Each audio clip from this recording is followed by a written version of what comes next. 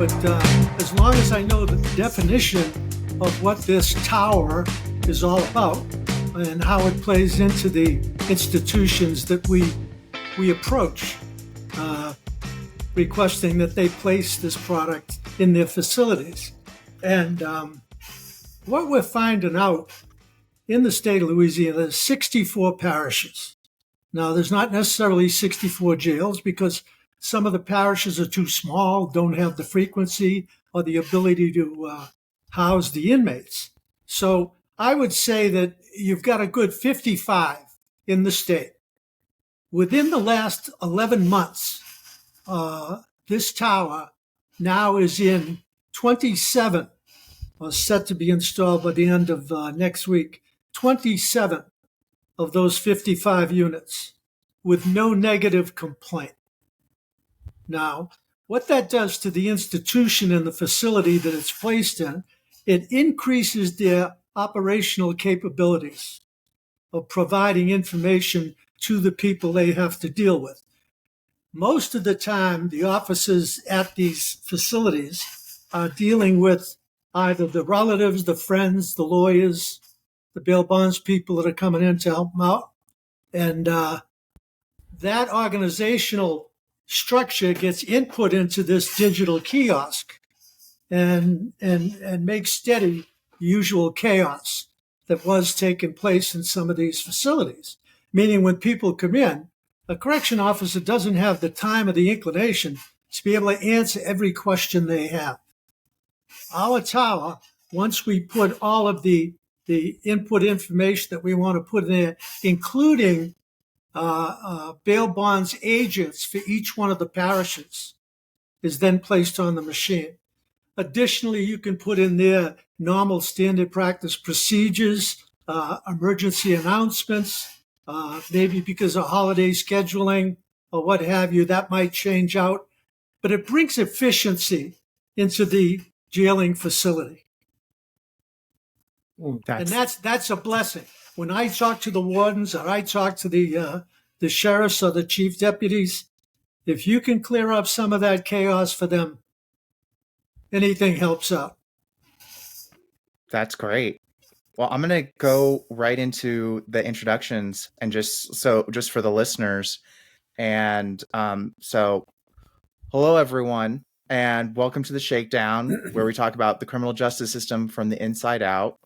Our goal on this podcast is to explain how the criminal justice system works based on our personal experiences.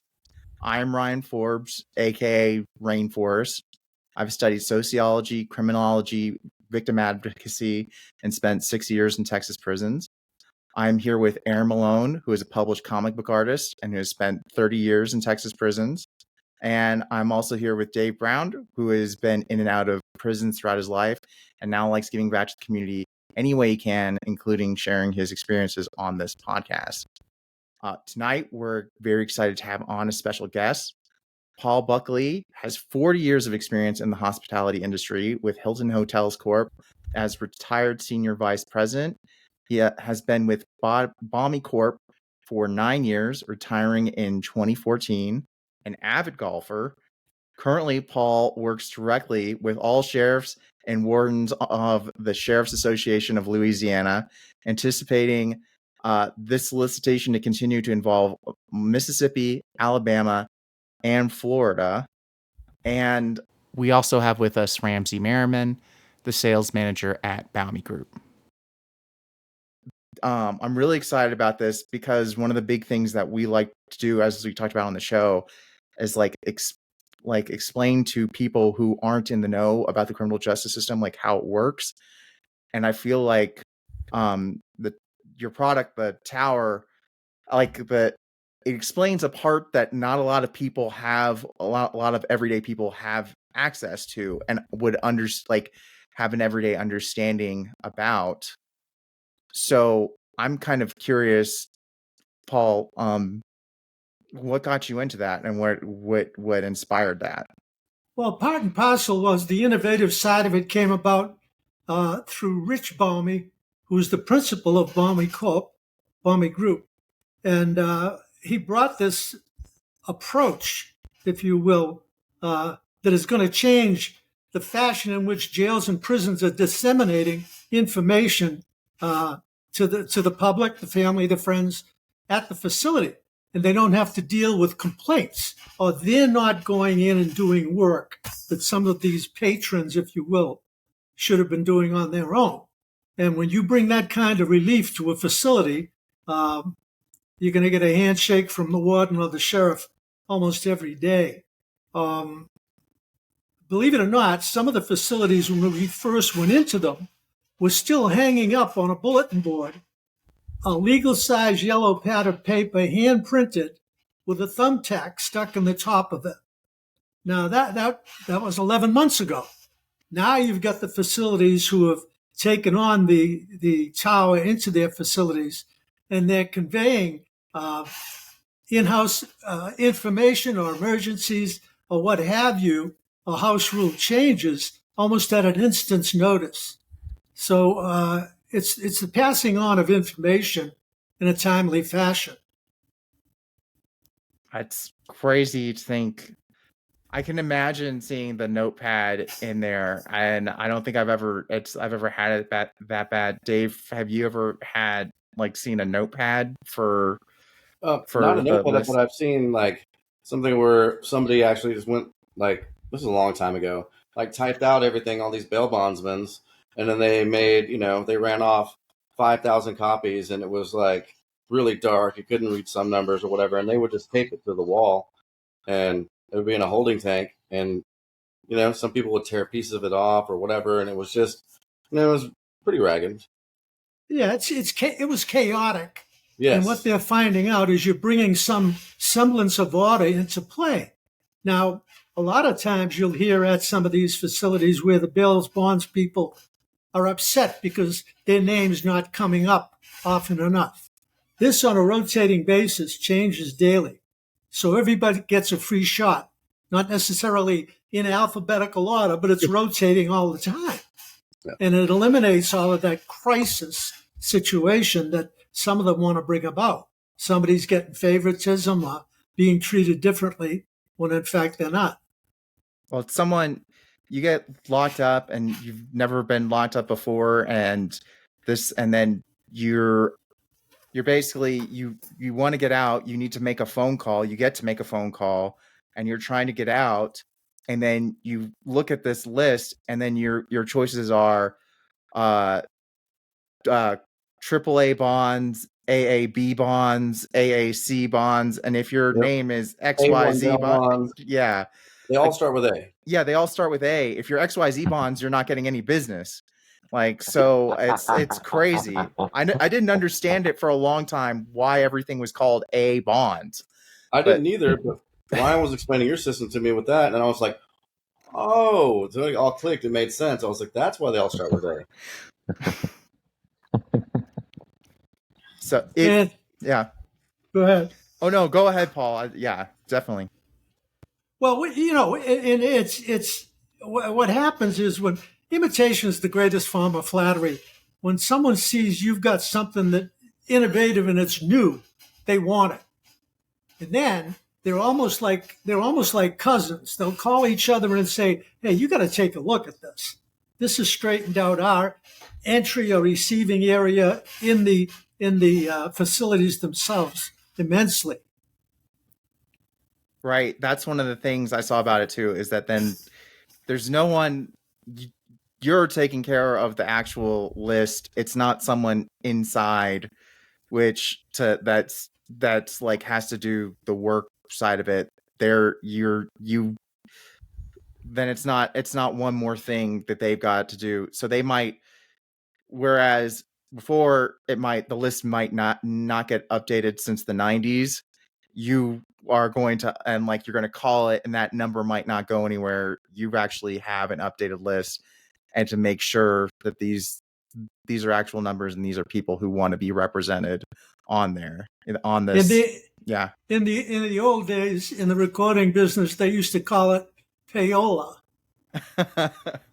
Yeah. Now there's no payola going on. Everybody gets an at-bat, and it's in an orderly fashion. That's pretty cool. It's not going to be intercepted or misused or abused. Yeah, that's Has this led to that's really. What was that? No, go ahead, Malone. Is there any kind of statistics on how this is maybe has led to an increase in bail being made at all, or I couldn't give you numbers regarding success or failure. All I can tell you is that it's expedited a lot of what used to be previously disrupted entry and trying to find out who's next up. all right. And the family, the clients or whoever, they can go over and they can utilize tabs on this tower to dig out other information that they may want to find out about. But it won't be the correctional officer that's doing it. It'll be the user. Right. It's not a correct. Is it, or I don't know if it's within the job description of a correctional officer to offer that kind of information. Anyways, is it? No, I don't believe it's in their handbook. Yeah. Ramses, you agree with that? Yeah, absolutely. I mean, from as far as like the feedback that we've received from it, it kind of allows the correction officer and whomever the administrators are to actually like do their job. Like, imagine you're, I don't know, imagine you're a cook, but now you have to deal with like a bunch of calls coming in all the time. You don't really have time to stand there and cook because you're consistently dealing with, these inbound calls. And also, just physically making a list every single day and going in something like Microsoft Word and then just randomizing like everything. It's just, for someone like myself, I think that's an incredibly like, tedious task. And that's kind of that was the whole idea behind the tower, is just, it was simply to just randomize the bonds list. Now we've evolved since then, and now we can steer people to other services too. Let's say if there's like some kind of addiction treatment, which is pretty prevalent in addiction is pretty prevalent in some of these jails. Now that inmate has a chance to see like an addiction services or or something that would help them get a job, or just like any type of service that would be beneficial to them, that we could put all that information on the board, and they could interact with it, they could see the number, and like you were saying before, it's not necessarily the correctional officer's job to be a phone book. We're essentially becoming like a digital phone book for services. And I'll tell you one humorous side. I won't name the parish and I won't name the warden or the sheriff. But he threatened me. He said, if you call this number one more time, I'm going to lock you up. Oh. And I said, oh, my goodness gracious. That's one of those you got to get out and press the flesh and get to meet him, Ultimately, when I went out and I visited him about 3 weeks ago, he ordered 2 towers. Oh, nice. So, Harris County now has, because Aaron Rock runs their commissary system and whatnot, and they have tablets in every dorm in the entire jail system, and it has like they can look up their how much money they have in their commissary account. They make their orders for commissary through the tablet. Then there's also information they have when I was there, they had like church information. Like if you wanted to go to church, it had the hours. Scheduling for but it had functions within the jail. It was very minimal about what they offered on the tablets, but the tablets were mounted to the wall behind glass, all that, and but yeah, they have them. So that's what I was curious about. With the tower system, do they go in like a public area, or do they go into in discussion with some of the sheriffs and wardens, they prefer not to put it in the inmate areas. They prefer it out in the, I guess you'd call them, working areas where the family, friends. For friends and family. Yeah, more for depositing money into the commissary, more for taking care of that type of business. Okay.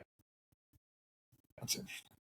Yeah, we've seen some of. I mean, we've talked to some of these like some of. I mean, we work like side by side with some of these like commissary type companies too.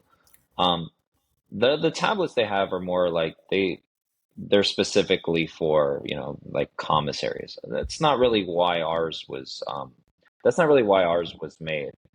But also with the with those, they're more for service of the sorry about that. They're more for how do I say this? For the company that's Yeah, providing them, yeah, basically. Right? yeah. And also this is something that they actively, sell to the jail itself. We don't actually sell this to the jail. We give it to them for free and just Oh, subsidize it. Yeah. Really? We don't And want, so, yeah. Yeah, I know. People are surprised when I say we give it to the jails for free. I'm not. I get it. So I mean, it's you. You make your money on the back end off of the deal. Yeah, exactly. We'd rather subsidize it with the ads that bondsman and a lawyer and something like a bondsman or a lawyer could, just essentially pay to be there because they're actually limited in where they can advertise. Like they can't really do much digital ad. They can't like have a Facebook ad or like I an never even thought about Instagram ad. that. Yeah. Huh. Yeah. And this is right for them, it's beneficial because it's right where they're, it's right in front of their target audience. No, well, definitely. Yeah. Yeah. And it relieves a lot of pressure. captive audience. Yeah, it relieves a lot of pressure of people that are desiring more information or further guidance or direction. This helps them out tremendously. Yeah, that's tremendously helpful. I'm surprised they can't do Facebook ads, especially like I know in Texas you'll see all around the prisons you'll see billboards like for bondsmen, or at least I remember them a long time ago when I was growing up. I'd see them all over the place, but I don't know if they still have them. But You still see them here, like around Houston. Oh, yeah, they do. As you pull into most of these parish facilities, there are sideboard roadsides, not necessarily full-size billboards, but all signage pointing toward bail bonds availability. Yep. So that's interesting that that's funny that they can't advertise on there. But that is really helpful, and it's helpful. Like I said, most families and everything, they don't know what to do in that situation. So it's good to have some guidance. Yeah, and the families, they see the billboard, whatever, A Better Bail Bonds, so they're going to call them. That's the first place they're going to call, Right.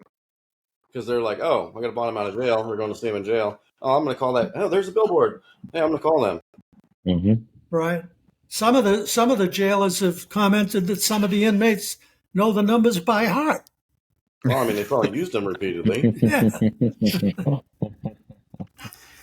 That's a whole different problem. I once had somebody needs to give him the rehab number. I had a lawyer who was also a bondsman, so he would bond you out. Uh-huh. Yeah, he had a bail bonding company, and he was a lawyer. And that the legal services are something that will appear on the towers too, right? For people who, like, if someone wants to put legal service, like, say, we offer these legal services too. Yeah, we have multiple like criminal lawyers that advertise on the towers in some of these parishes. By the way, for those not familiar with Louisiana, what we call a parish, you would refer to as a county. Okay. It took me some getting used to when I moved here too. Man, I lived in New Orleans for about a year, and I had to leave. I was a raging alcoholic by the end of that year. Yeah, you fall one way or the other here.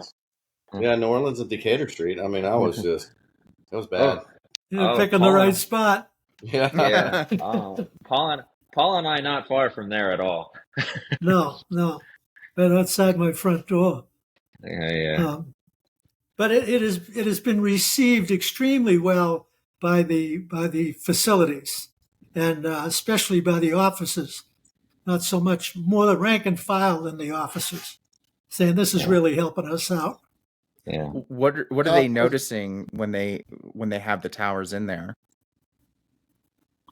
Well, they're noticing that their jobs are a lot easier. They're not having to answer a bunch of questions or being bothered to ask a bunch of questions about stuff that they're not required to even have answers for, or might not even have answers for.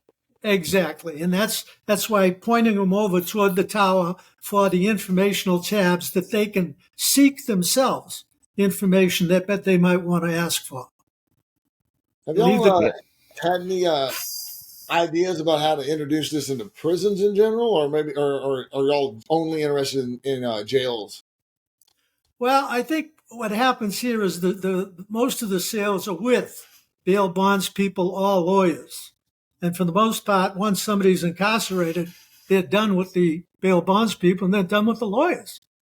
They received the sentence, now they got to go serve it.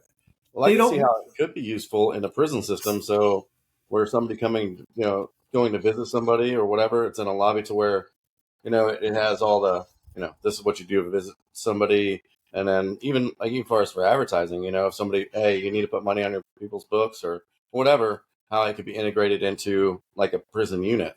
Yeah, I'm not so sure. I'm not really certain. There's not as much competition for services in prison as there are out, for jails and all that with bail bondsmen and lawyers. You're right.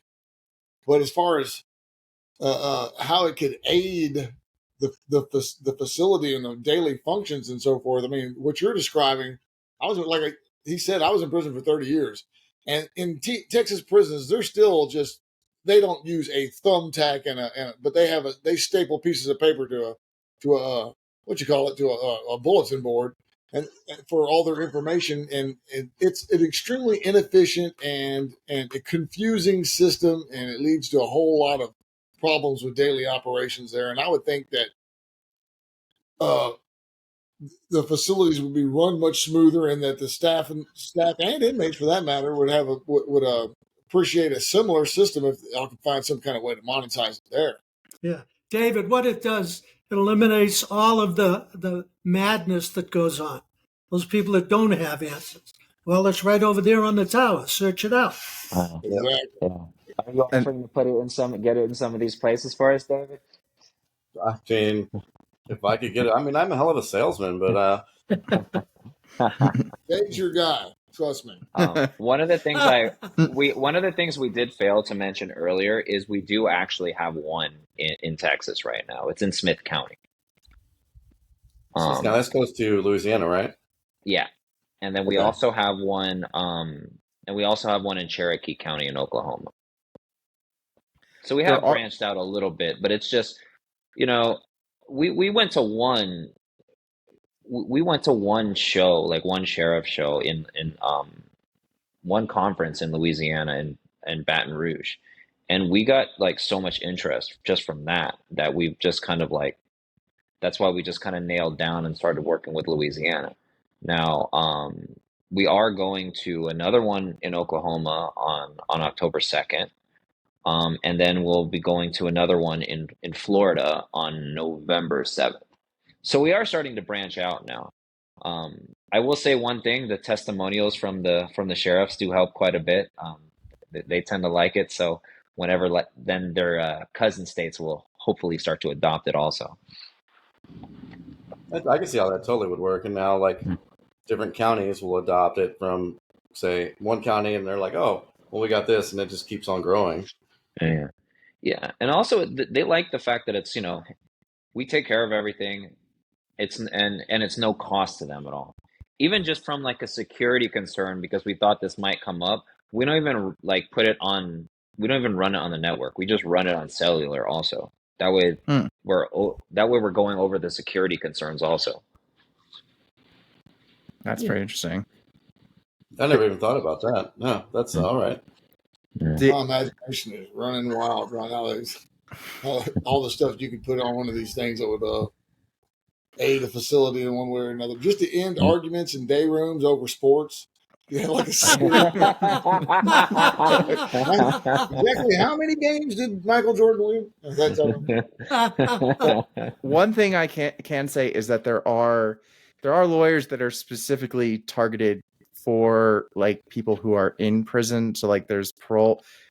Like I remember when I was in the trustee camp, like everyone's looking for a parole attorney, and you have right. I remember that. Yeah, you have no idea how to find one, and there's like a whole.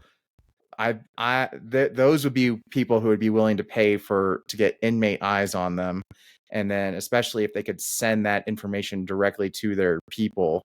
And then the other one is for, there are services that are only for inmates, like pen pal services. There's like 100 different pen pal services, and it like the only way you can usually inmates only find out about them through prison legal news, but then like you have to pay for them, and they would, if they had advertisements in the day room, they would love that.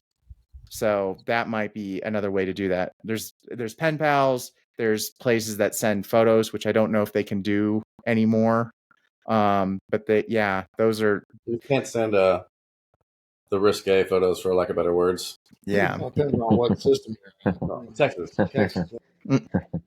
But those, yeah. Go ahead.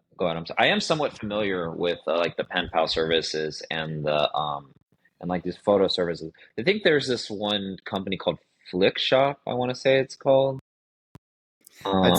Sounds like a photo. Yeah, that sounds like one of the photo ones for just send you a big stack of pictures. Yeah. Oh yeah. I also just took notes so tomorrow our advertisers will be reaching out to all these parole attorneys. So thank you for that, Ryan. Yeah, no problem. Yeah. That's a great one for you. I mean, because Sure. these parole attorneys are, I mean, they're it's insane what they're charging some of these people, but I mean, so they'll pay for the advertising, that's for sure. Okay. And that's, honestly, that was parole attorney is what helped me get me out. And so I was, that was, yeah, I'm all for it. If you can find a good one, it's totally worth it. A lot of people will vouch by them. It's just hard. You just don't know. It's hard to find them when you're looking on the inside. Mm-hmm. Again, that's, like if you had a kiosk, I can see how that could be beneficial on the unit. If, because I've gone to visit people in prison, and it's like when you go, it's, I don't know what's going on. When first time I went to visit somebody, I'm lost, and if you had a kiosk there, and you could, and you're like, oh, what is this? It's an ad about a parole lawyer. Oh, well, my son, whoever needs a parole lawyer, whatever. I can see how that could be beneficial. Mm-hmm. But even just more so just on the information. Yeah, we do think. Go ahead, Paul. I'm sorry. It's definitely a new lead or a new direction to take it in, but they'd be all over that like flies on new manure. Great. We have go ahead, Ramsey. Oh no, I was just saying Paul has a way with words. Oh, Paul didn't mention to you that the sheriff that threatened to arrest him, they're best friends now. That's how that works, huh? I use him as my. He said it jokingly. If he does hear this, by the way, I use it as my wedge now. He's my wedge going in. Nice. We have go for it, Paul. No, once he saw the value of it, and he saw how it fit, especially into his facility, he just loved it. Right. Yeah. I can imagine. I'm curious to know though, how did you decide to get going with this, and how to get it started, or how did the idea for this come about? Ramses, you want to take that? Oh, you're better at taking that one. Well, go ahead, Paul. You take that one. Let me back up a second. The principal of the Baumy Group, Rich Baumy, is rather ingenious. He started his career out at 16 years old working for his uncle in an ATM facility that he owned. and he can take an ATM machine apart and put it back blindfolded. And he's extremely innovative. His father is the assistant chief superintendent at St. Bernard Parish in Louisiana, and they got to talking about how to improve the facilities for the sheriff's department. And one of the sore spots that they found out was the receiving reception area of a jail. People are confused, they're upset, don't know where to turn, don't know who to turn to. And they started toying with it. Then sat down and formulated the digital computerized side of what offerings could be put up on the table. And once you start kicking it around and not making jest, but that idea of a parole lawyer, you should have thought about that a long time ago. That's a good one to add to the portfolio of what can be recognized off of the kiosk. And again, imitation is the greatest form of flattery. If you've got something that's going to improve your operation, and it's not going to cost you anything, take a long, hard look. Take a long, hard look. And that's why I say, out of the 27, 25 we have in play now, 27 by the end of the month, when you've got 27 people with that kind of diligent background who are going to pass on information back and forth to each other, they're not going to fool with something that doesn't work. If it works, they're going to go for it. Is what you're dealing in primarily just the hardware side of it, or is there a software side of it that y'all? I mean, in other words, if they already had something something similar to that already in place, would y'all still be able to add something to whatever they already have there by your? I mean, would you have something to offer that? So potentially yes, but we probably wouldn't do it, and here's why. When it comes to things like digital signage, a lot of places will have some company that sold you the hardware and another company that's running the software, or it's being done manually. What's really good about us is we're completely turnkey. We run the hardware, we run we run the software. So now, if something goes wrong, the burden's on us to, fix it. If we're not running if we're using somebody else's hardware, we become dependent on them. If there's something faulty within their hardware, and we're running the software on the back end, now we don't know, and then we don't know what's going on. We just like to have control over both the hardware and the software. And like I said, with the whole thing with us is just ease of use and being turnkey. What if, somebody else has hardware in there and then somebody breaks it or something knocks over? I mean, we have no control over that, Right. If somebody decides to, knock the tower over and it breaks, hasn't happened yet. I'm hoping to keep it that way, but now that I said now when it does happen, I'll come on your show again and talk about it. Um, but like if say tomorrow one of these, something happens, somebody decides they get angry and push it over or something like that. I'm like, okay, well, now we could send one of our guys to fix it. We'll get it up and running within the day, maybe the next day, depending on the time. We can't do that with somebody else's equipment. That makes a lot of sense. But I've encountered a lot of this in my time in prison. Whenever some services is introduced to any kind of, whether it's a jail or a prison or whatever it is, oftentimes various people like to get their hands in the pie and all that type of thing. There's politics that get involved and all that. Or someone. So I was just kind of wondering,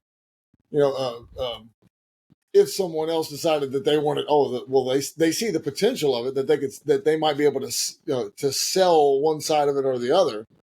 But what you're saying makes a lot of sense. I mean, I can understand now why that's a better system to have one person running both sides of the thing. Mm-hmm. Have y'all ever encountered anything like that? I mean, did y'all have to make bids on this before y'all could get or what? No, because we essentially offer it as a free service. We've never really, we haven't been met with too much resistance. Once in a while we'll get something like, there's not enough room, but a lot of those, but we don't have to bid on anything because we're not actually selling anything. Okay. And then it's not like we're, it's not like these commissary companies or some other like monitoring company to where the jail actually has to purchase them. We don't actually sell them anything. Because of the advertisements we put on, we never really have to bid on anything, or, we just have to get permission. And it's getting to the right person. A lot of times you go in on a cold call to a sheriff, you're going to be little pushback there. But if you go in and you go after the warden, or you go after the chief deputy, and get an opportunity to buttonhole them and start conversing with them about the advantages of it, they catch on real quick. And most of the times you hear, I'm looking for the right moment to go in and see the sheriff and present it to him. And then next thing you know, it's going up to legal for clarification, and they're on and running. Oh, all right. I can Paul see. is very, and Paul is very, very, very persistent. We have a good time. The threat of being jailed. Even the threat of being jailed. I can see like sheriffs and even wardens occasionally, even when you're offering something for free, being like, "Oh, you're going to change something? No, thank you. I don't need that in my jail." Like I can definitely see that territorial like attitude there for sure. And it's I see a snowballing effect taking place where they're exchanging information. Those that have are now explaining to the others that don't have, hey, you got to take a look at this. This is advantageous. The easier it is to get these things in other facilities, right? That's right. And you start naming some of the larger parishes or even some of the smaller parishes, because sometimes they think they're being left out. But if they have a certain number of beds in there, that's going to make their life a lot easier by having something controlling the issues. Have at it.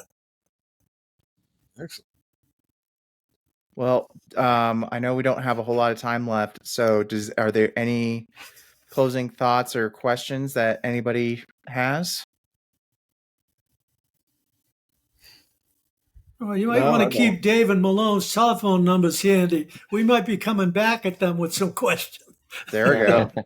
Oh yeah, we're gonna have a lot. I have a lot of questions for you guys, by the way. Oh great. Well, we can stay on the line.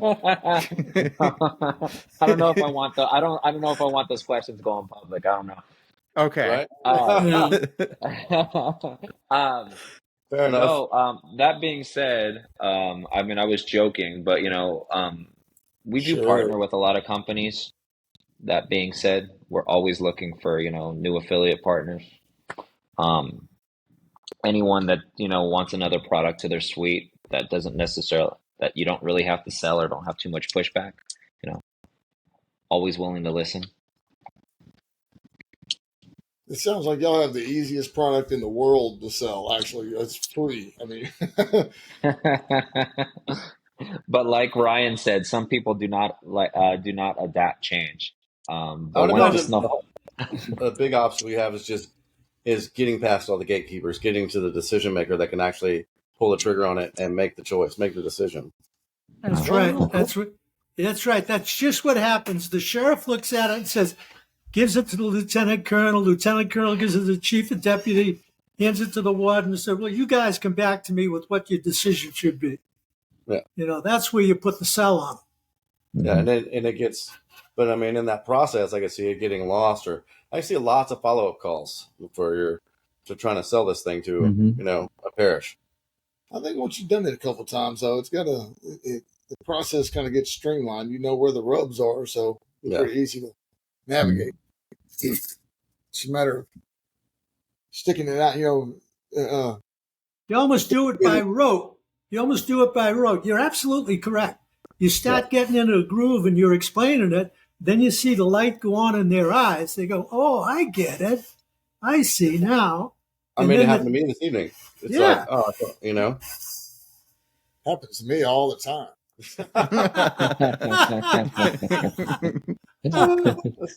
Fair enough. Well, we thank you for the opportunity of being able to come on and explain ourselves. Thank you so much for making the time and coming on. It's been great having you.